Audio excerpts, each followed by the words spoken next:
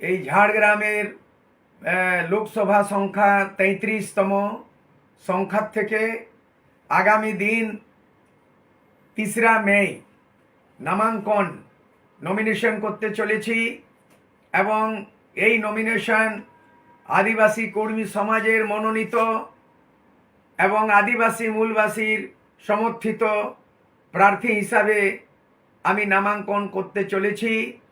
এখানকার ঝাড়গ্রাম লোকসভার নির্বাচন ক্ষেত্রের মধ্যে 7টা বিধানসভা রয়েছে এবং এই 7টা বিধানসভার মধ্যে অ্যাপ্রক্স মোটামুটি 16 লাখ থেকে বেশি ভোটার রয়েছে। আমি সমস্ত ভোটারকে নিবেদন করছি, আপিল করছি, জোহার জানাচ্ছি কি আগামী দিনে যেটা 25শে মে এই নামাঙ্কনের পরে যেটা নির্বাচন হবে, মতদান হবে, আপনারা সমস্ত দলে বলে মতদান দিন। এই ঝাড়গ্রাম লোকসভা নির্বাচন ক্ষেত্র আদিবাসীর জন্য সুরক্ষিত, কিন্তু আদিবাসীর জন্য সুরক্ষিত হলেও এখানে মূলবাসী রয়েছে। এখানে যাদের দাবি দাবা, যাদের আন্দোলন মূলত আদিবাসী কুর্মী সমাজের একটা আন্দোলন চলেছে, তাদের দাবি নিজের জাতি গোষ্ঠীকে এসটি সিটে সামিল করার। তেমনি এখানে রয়েছে মূলবাসীদের যাদের 27% নকরির চাকরির ক্ষেত্রে গ্যারেন্টি, এবং রয়েছে এখানে আদিবাসী, বিশেষ করে এখানে সাঁওতাল সমাজ যেটা আদিবাসীর মধ্যে তাদের বৃহত্তর সংখ্যা।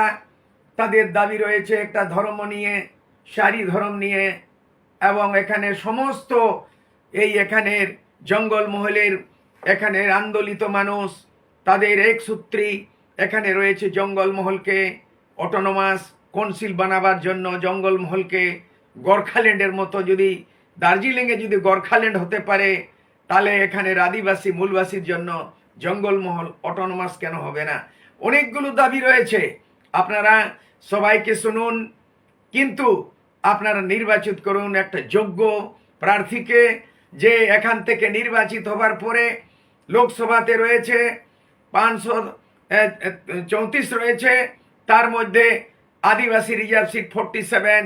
কিন্তু আমার জন্য গর্ব হবে কি এখান থেকে যদি নির্বাচিত হয়ে যাব, তাহলে ভারতবর্ষের 500 নির্বাচিত এমপির মধ্যে তাদের যে আদিবাসীদের প্রতিনিধিত্ব আজ পর্যন্ত হয় নাই, লোকসভাতে আওয়াজ এখানে বুলন্দ হয় নাই, তাহলে এটা আমি সৌভাগ্য পাবো কি এখানের প্রতিনিধিত্ব করে এখানের আদিবাসী মূলবাসী এসটি এসসি মাইনরিটি, এটার জন্য আমরা করব। আমাদের বিকল্প আমরা থার্ড অল্টারনেটিভ মানে 3রা বিকল্প হিসাবে আমরা দাঁড়িয়েছি, কারণ এখানে অনেক দুর্নীতি রয়েছে।